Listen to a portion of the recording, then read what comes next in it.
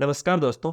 आज है 8 जनवरी 2024 और 8 जनवरी के जितने भी करंट अफेयर के इंपॉर्टेंट क्वेश्चंस बनते हैं उनको डिटेल एनालिसिस और स्टैटिस्टिक्स जीके के साथ इस वीडियो में डिस्कस करेंगे। तो आप पूरे वीडियो को ध्यान से देखिएगा। लास्ट में मैं आपसे कुछ क्वेश्चंस पूछूंगा जिनके आंसर आपको कमेंट बॉक्स में कमेंट के माध्यम से देने हैं।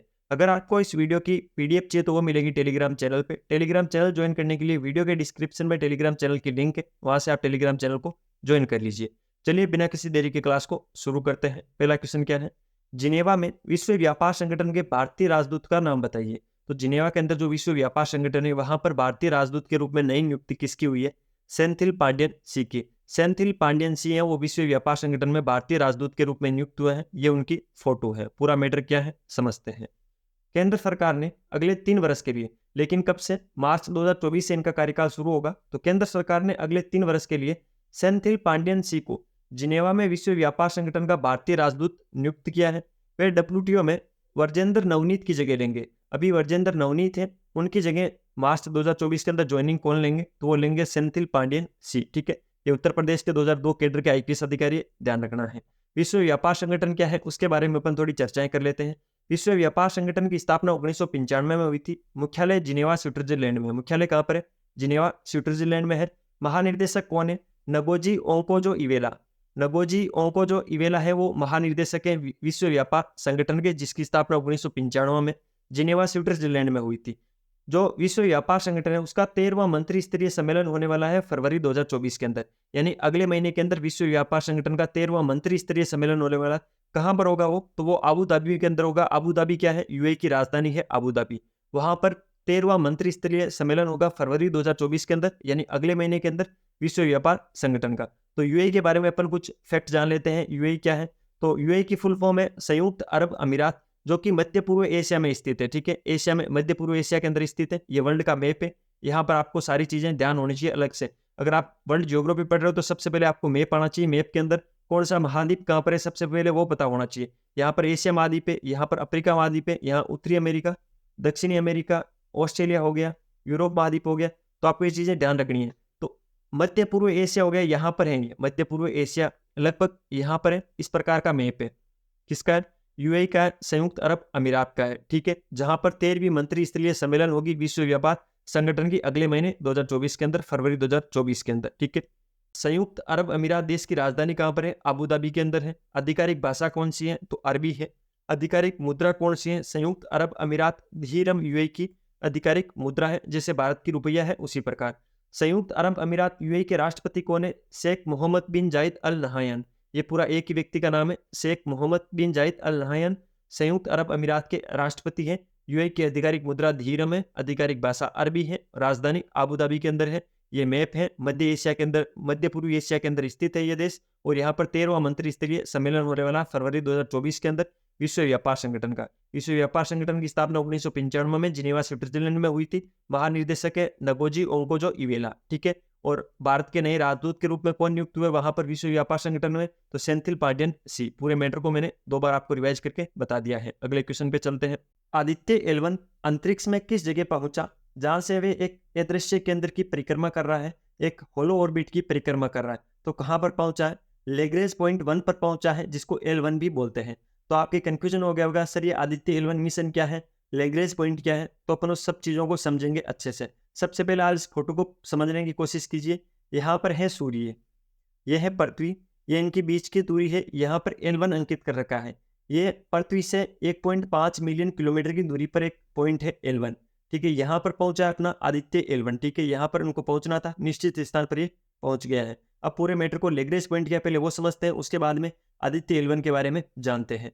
लेग्रेज 1 या L1 क्या है? तो लेग्रेज बिंदु किन्हीं 2 खगोलीय पिंड, जो 2 खगोलीय पिंड हो गए, जैसे ये पृथ्वी हो गया, ये सूर्य हो गया, या पृथ्वी या चंद्रमा हो गया, कोई से भी 2 खगोलीय पिंड हो गए, उनके बीच एक स्थान होता है जिसको लेग्रेज पॉइंट या L1 बोलते हैं, या L2 बोलते हैं, L3 बोलते हैं, अलग अलग होते हैं, लेकिन इनको L या लेग्रेज इसका नाम होता है, शुरुआती नाम होता है। लेग्रेज बिंदु पर रखी अंतरिक्ष यान जैसी कोई वस्तु वहां स्थिर रहेगी।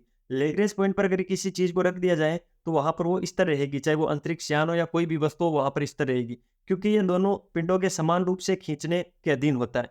यानी 2 ये जो खगोलीय पिंड होते हैं, जैसे पृथ्वी और सूर्य हो गया, या पृथ्वी और चंद्रमा मान लो, पृथ्वी और चंद्रमा के बीच में एक ऐसा स्थान होगा जहां पर अगर अपन किसी भी खगोलीय पिंड या किसी भी वस्तु को अपन रखेंगे तो वहां पर इस तरह रहेगा, वहां से वो इधर उधर नहीं हिलेगा। उसका कारण क्या है कि इस स्थान पर दोनों पिंड समान रूप से किसी वस्तु को खींचते हैं, तो उस पॉइंट को बोलते हैं लेग्रेज पॉइंट। ठीक है, उदाहरण के लिए पृथ्वी और सूर्य के बीच में 5 लेग्रेज पॉइंट है, ठीक है, जिनको L1, L2, L3, L4, L5 के नाम से जानते हैं। जिसमें से जो L1 पॉइंट है वहां पर अपना आदित्य L1 मिशन पहुंच जाता।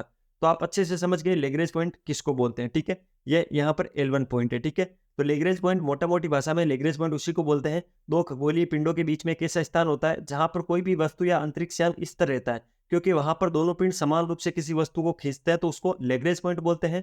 पृथ्वी और सूर्य के बीच में ऐसे 5 लेग्रेज पॉइंट है, L1, L2, L3, L4 और L5, जिसमें से L1 पर अपना आदित्य L1 पहुंचा है। ठीक है, अब समझते हैं आदित्य L1 के बारे में कंप्लीट चीजें। आदित्य L1 ने सूर्य की स्टडी करना शुरू कर दिया है। लेग्रेंज पॉइंट L1 पर कब पहुंचा है, तो 6 दिसंबर 2024 को पहुंचा है, यानी 6 दिसंबर को ये लेग्रेंज पॉइंट L1 पर पहुंच गया है अपना आदित्य L1। पृथ्वी से कितनी दूरी पर पहुंचा है, तो 15 लाख किलोमीटर पर। मैंने ये चीज पहले ही बता दी, 1.5 मिलियन किलोमीटर पर L1 है, वहां पर ये पहुंचा है। कब लॉन्च हुआ था, 2 सितंबर 2023 को। तो 2 सितंबर 2023 को ये आदित्य L1 लॉन्च हुआ था। कहाँ से लॉन्च हुआ था, तो आंध्र प्रदेश के श्री हरिकोटा के सतीश धवन स्पेस सेंटर से ये लॉन्च हुआ था और 2 सितंबर 2023 को लॉन्च किया गया था। 6 दिसंबर 2024 को अपने स्थान पर पहुंच गया है। पृथ्वी से 15 लाख किलोमीटर की दूरी पर पहुंचा है और वहां पहुंचते ही इसने सूर्य की स्टडी शुरू कर दी है। ठीक है, किस रॉकेट से इसको लॉन्च किया गया था, PSLV C57 का एक्सेल वर्जन से इसको लॉन्च किया गया था। जो PSLV का C57 है उसका जो एक्सेल वर्जन है उससे आदित्य L1 को लॉन्च किया गया था। पृथ्वी से L1 तक पहुंचने में कितने दिन का समय लगा, तो 126 दिन का उनको समय लगा था। तो दिन तो आप निकाल लो, 2 सितंबर को लॉन्च किया गया था, 6 दिसंबर को पहुंचा था, तो 126 दिनों में वहां पर पहुंच गया था। PSLV C57 के एक्सेल वर्जन से इसको लॉन्च किया गया था। अब मुझे बताओ लेग्रेंज पॉइंट के बारे में और आदित्य L1 के बारे में आपकी क्या कंफ्यूजन है क्या, इससे बाहर क्वेश्चन नहीं जाएगा। मैं कोई भी करंट अफेयर का आपको क्वेश्चन पढ़ाता तो उस पर डिटेल एनालिसिस करवाता हूँ। इससे पहले वाले क्वेश्चन को आप देख लीजिए। मैंने पढ़ाना शुरू किया था आपको विश्व व्यापार संगठन के भारतीय राजदूत के रूप में, उसके बाद में विश्व व्यापार संगठन के बारे में बता दिया। फरवरी के अंदर आबू धाबी के अंदर यूएई के अंदर एक मंत्री स्तरीय सम्मेलन होने वाला है, तो यूएई के बारे में मैंने सारा स्टैटिस्टिक्स जीके कवर करवा दिया। तो मैं कोई भी क्वेश्चन करवाऊंगा तो उसका डिटेल एनालिसिस आपको साथ में करवा दूंगा। इसी प्रकार का जो क्वालिटी कंटेंट है वो देखने के लिए अभी लाल वाला बटन दबाकर चैनल को सब्सक्राइब कर देना। मैं आपके लिए इतनी मेहनत कर रहा हूं तो मुझे अप्रिशिएट करने के लिए सब्सक्राइब तो आप कर दोगे।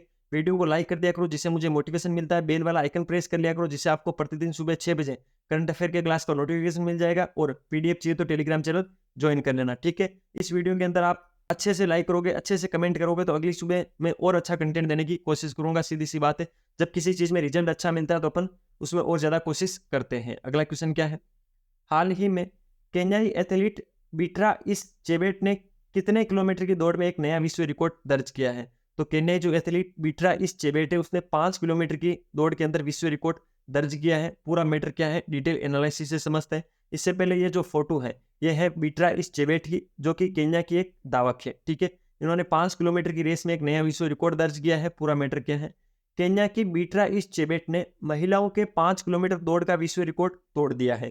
केन्याई एथलीट बीट्रा इस चेबेट ने बार्सिलोना में 5 किलोमीटर दौड़ में 14 मिनट 13 सेकंड में समय लेकर महिलाओं का नया विश्व रिकॉर्ड बनाया है। तो 5 किलोमीटर की दौड़ 14 मिनट 13 सेकंड में इन्होंने कर ली है। बार्सिलोना के अंदर ये दौड़ हुई थी जिसके अंदर इन्होंने ये रिकॉर्ड बनाया है।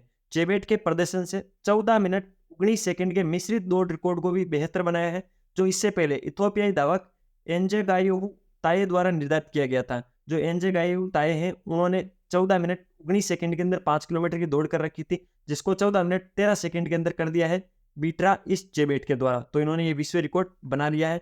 तो केन्या देश की ये है। तो केन्या के बारे में स्टैटिस्टिक्स जीके क्या बनता है, केन्या पूर्वी अफ्रीका के अंदर है। ये मैप है अफ्रीका महाद्वीप का। जियोग्राफी पढ़ते हो तो ये उत्तर होता है, ये दक्षिण होता है, ये पश्चिम होता है, ये पूर्व होता है। तो यहाँ पर पूर्व के अंदर यहाँ पर देश है केन्या, तो पूर्वी अफ्रीका का देश है केन्या। ठीक है, राजधानी कौन सी है, तो राजधानी है इसकी नैरोबी। ठीक है, नैरोबी केन्या की राजधानी है। ये केन्या का थोड़ा बड़ा मैप है, इसको आप देख लेना। ठीक है, ये इसके पास में यहाँ पर सोमालिया देश है। ठीक है, तो राजधानी है नैरोबी केन्या की। राष्ट्रपति है विलियम रूटो। ठीक है, यह है विलियम रूटो। मुद्रा है शिलिंग। केन्या के अंदर शिलिंग मुद्रा है, जैसे भारत के अंदर रुपया है उसी प्रकार केन्या के अंदर शिलिंग है। ये 20 शिलिंग की एक फोटो मैंने यहाँ पर डाली, आप देख लेना। अगले क्वेश्चन पे चलते हैं। एशियाई विकास बैंक का कार्यकारी निर्देशक किसे नियुक्त किया गया है, तो जो विकासशील है, विकासशील को एशियाई विकास बैंक, ठीक है, जिसको ADB बोलते हैं, उसका कार्यकारी निर्देशक नियुक्त किया गया है। ये विकासशील की एक फोटो है। ठीक है, पूरा मैटर क्या है डिटेल एनालिसिस से कवर करते हैं। 1994 बैच के भारतीय प्रशासनिक सेवा के अधिकारी विकासशील अब एडीबी के कार्यकारी निर्देशक हैं। वह जल जीवन मिशन के अतिरिक्त सचिव और मिशन निर्देशक के रूप में अपनी वर्तमान भूमिका से बहुमूल्य अनुभव लेकर आए हैं और इस प्रतिष्ठित संस्था में भारत का प्रतिनिधित्व में योगदान दे रहे हैं। तो मोटा मोटी क्या चीज बोलना चाह रहे हैं, जो एडीबी है, एशियन डेवलपमेंट बैंक है, उसके कार्यकारी निर्देशक के रूप में विकासशील को नियुक्त किया गया है। जो विकासशील है वो जल जीवन मिशन के अतिरिक्त सचिव और मिशन निर्देशक के रूप में अपनी सेवाएं दे रखे हैं, तो इनको अच्छा खासा इसका अनुभव है। स्मिता सारंगी को फिलीपींस के मनीला में एडीबी में कार्यकारी निर्देशक के सलाहकार के रूप में नियुक्त किया है। जो कार्यकारी निर्देशक बनाया गया है विकासशील को, इनके सलाहकार के रूप में स्मिता सारंगी को नियुक्त किया गया है। मोटा मोटी चीज ये है। ठीक है, तो एडीबी के बारे में कुछ अपन स्टैटिस्टिक्स जी के जान लेते हैं। एशियाई विकास बैंक एडीबी है, जिसकी स्थापना 1966 में हुई थी। कब हुई थी? 1966 के अंदर हुई थी। मुख्यालय कहाँ पर है? मनीला फिलीपींस के अंदर है। मनीला फिलीपींस के अंदर एशियाई विकास बैंक का मुख्यालय है। स्थापना 1966 में हुई थी। और जो नए कार्यकारी निर्देशक है वो कौन बने हैं? विकासशील बने हैं। और नए कार्यकारी निर्देशक के सलाहकार के रूप में स्मिता सारंगी को नियुक्त किया गया है। ये पूरा मैटर था। अगले क्वेश्चन पे चलते हैं। हाल ही में जारी भारत में महिलाओं के लिए शीर्ष शहर 2023 सूचकांक में कौन सा शहर शीर्ष पर रहा था? अभी एक रिपोर्ट आई थी महिलाओं के लिए शीर्ष शहर नाम से, उसके अंदर जो चेन्नई शहर है वो टॉप पर रहा था। पूरा मैटर क्या है डिटेल एनालिसिस से कवर करते हैं। चेन्नई भारत में महिलाओं के लिए शीर्ष शहर 2023 सूचकांक में सबसे ऊपर रहा है। तो ये शीर्ष शहर 2024 का सूचकांक आया, उसके अंदर चेन्नई सबसे ऊपर आया। लेकिन ये रिपोर्ट जारी किसने की है? तो अवतार समूह द्वारा, जो अवतार ग्रुप है उसने ये रिपोर्ट जारी की है, जिसके अंदर शीर्ष शहर 2023 सूचकांक के अंदर चेन्नई टॉप पर रहा है। अवतार समूह द्वारा सिटी इंक्लूजन स्कोर, CIS जिसको बोलते हैं, सिटी इंक्लूजन स्कोर के आधार पर भारत में महिलाओं के लिए शीर्ष शहर 2023 जारी किया है, जिसके अंदर चेन्नई, बेंगलुरु, पुणे, मुंबई और हैदराबाद भारत में महिलाओं के लिए शीर्ष 5 शहर बनकर उभरे हैं। तो टॉप 5 जो शहर थे वो मैंने बता दी है, लेकिन आपको याद चेन्नई रखना है। ठीक है, शीर्ष शहर 2023 सूचकांक के अंदर सबसे ऊपर रहा है चेन्नई। और रिपोर्ट किसने जारी की है? अवतार समूह के द्वारा रिपोर्ट जारी की गई है। सिटी इंक्लूजन स्कोर के आधार पर रिपोर्ट दी गई है। ठीक है, अगला क्वेश्चन। हाल ही में किस मंत्रालय ने प्रेरणा कार्यक्रम लॉन्च किया है? तो प्रेरणा कार्यक्रम लॉन्च किया है मिनिस्ट्री ऑफ एजुकेशन। ठीक है, मिनिस्ट्री ऑफ एजुकेशन ने प्रेरणा कार्यक्रम लॉन्च किया है। एक ऐसी फोटो भी वायरल हो रही है प्रेरणा के नाम से, एक अनुभवनात्मक ज्ञान कार्यक्रम। तो ये कार्यक्रम क्या है इसके अपन जान लेते हैं। शिक्षा मंत्रालय ने छात्रों के लिए प्रेरणा कार्यक्रम लॉन्च किया है। किसने? शिक्षा मंत्रालय ने। इस अनूठी पहल का उद्देश्य 9वीं से 12वीं कक्षा के छात्रों को नेतृत्व गुणों के साथ सशक्त बनाना और उन्हें एक सार्थक, अद्वितीय और प्रेरणादायक अनुभव प्रदान करना है। तो 9वीं से 12वीं कक्षा के छात्रों के लिए शिक्षा मंत्रालय ने प्रेरणा कार्यक्रम लॉन्च किया है। राष्ट्रीय शिक्षा नीति, जिसको NEP बोलते हैं, राष्ट्रीय शिक्षा नीति 2020 को लागू करने की आधारशिला के रूप में इसे देखा जा रहा है। केंद्रीय शिक्षा मंत्री कौन है? भी धर्मेंद्र प्रधान है। अभी यहाँ पर शिक्षा मंत्रालय की बात हुई है तो ये जान लो, केंद्रीय शिक्षा मंत्री धर्मेंद्र प्रधान है। ठीक है, कल मैंने आपसे एक क्वेश्चन पूछा था, उस पर अपन डिटेल एनालिसिस करते हैं। उसके बाद आज का क्वेश्चन मैं आपसे पूछूंगा, जिसका आंसर आपको कमेंट बॉक्स में देना है और उसका आंसर अपन कल डिस्कस करेंगे। कल क्या क्वेश्चन पूछा था मैंने आपसे? विदेश मंत्रालय के नए प्रवक्ता का नाम बताइए। विदेश मंत्रालय के नए प्रवक्ता कौन बने हैं? तो ऑप्शन नंबर 4 इसमें राइट आंसर है, रणधीर जायसवाल। रणधीर जायसवाल है वो विदेश मंत्रालय के नए प्रवक्ता बने हैं। ये उनकी फोटो है। पूरा मैटर क्या है? रणधीर जायसवाल ने जनवरी 2024 को विदेश मंत्रालय के आधिकारिक प्रवक्ता का पद ग्रहण किया है।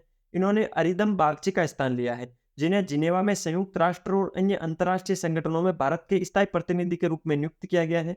रणधीर जायसवाल 1998 बैच के IAS अधिकारी है।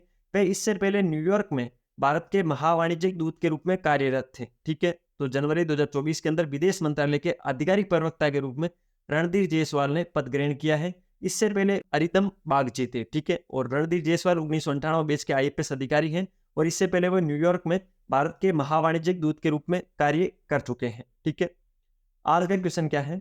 किर्गिस्तान में नए राष्ट्रीय पशु के रूप में किसे मान्यता दी गई है? जो किर्गिस्तान देश है उसमें नए राष्ट्रीय पशु के रूप में किसको मान्यता दी गई है? ऑप्शन 1 है हिम तेंदुआ, ऑप्शन 2 है बाघ, ऑप्शन 3 है भालू, ऑप्शन 4 है गेंडा। तो आपको बताना है किर्गिस्तान के नए राष्ट्रीय पशु के रूप में किसे मान्यता दी गई है। कमेंट में जल्दी से बता दो। ठीक है, क्लास को पूरा देखने के लिए आपका धन्यवाद। अब आप रुकिए, आपसे कुछ बातें करनी है। अगर आपको कंटेंट की क्वालिटी और वीडियो की क्वालिटी अच्छी लगती है तो मैं आपसे रिक्वेस्ट करूंगा लाल वाला बटन दबाकर चैनल को सब्सक्राइब कर लेना, बेल वाला आइकन प्रेस कर लेना, जिससे प्रतिदिन सुबह 6 बजे आपको करंट अफेयर की क्लास की नोटिफिकेशन मिल जाएगी। इसके अलावा वीडियो को ज़्यादा से ज़्यादा लाइक किया करो, अच्छे-अच्छे कमेंट किया करो, जिससे मुझे मोटिवेशन मिलता है। वीडियो की पीडीएफ टेलीग्राम चैनल पे मिलेगी, तो वहाँ से आप डाउनलोड कर लेना। इसके अलावा आप मुझे ये चीज़ बताना, आप किस वैकेंसी की तैयारी कर रहे हो, उस वैकेंसी से रिलेटेड जो जीके जीएस का अदर कंटेंट है वो मैं देने की कोशिश करूँगा। मिलते हैं नई सेशन के साथ, तब तक अपने स्वास्थ्य का ध्यान रखो, पढ़ाई का ध्यान रखो। टेक केयर, जय हिंद।